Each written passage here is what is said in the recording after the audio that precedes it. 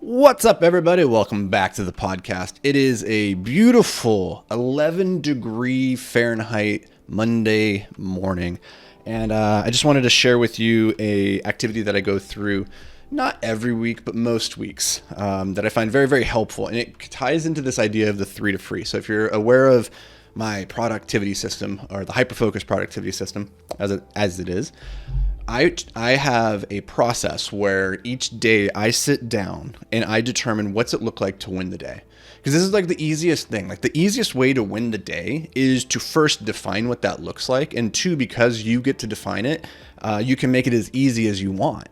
And for me, I sit down every morning and I define what winning that particular day looks like. And the way that I write this out is through the lens of my 3 to free, my 5 to thrive, and my 2 to do.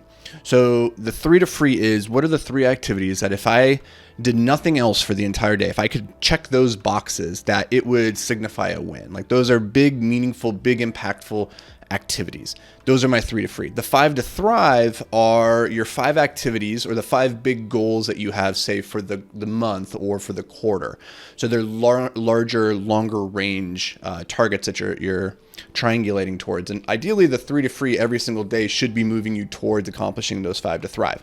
And then your 2 to do is just the 2 random to do tasks, like doing the laundry, walking the dog, that have to get done for life to move forward, but that aren't necessarily going to be like the really big, meaningful things that are impactful in the grand scheme of life. Okay, so that's the framework.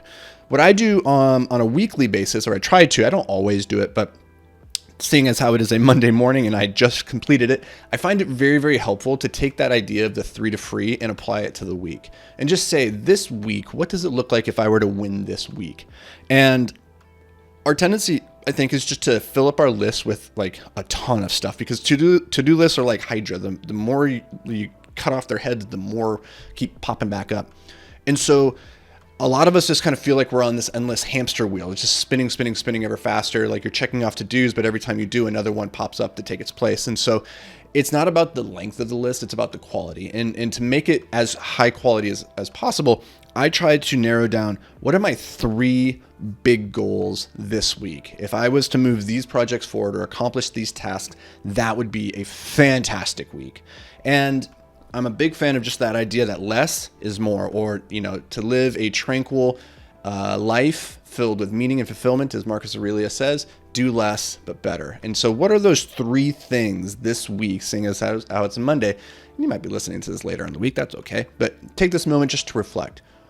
If you were to get nothing else done this week, except for 3 things, just 3 things that would move the needle most meaningfully towards your goals, what would those 3 things be?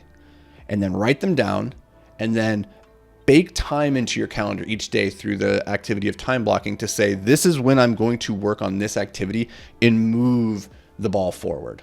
Do that, and then in very short order, you're going to start noticing some really wicked gains. So that's going to do it for me, guys and gals. I appreciate you. As always, thank you for being here. I'll catch you in the next episode. Until then, stay hyper-focused, my friends.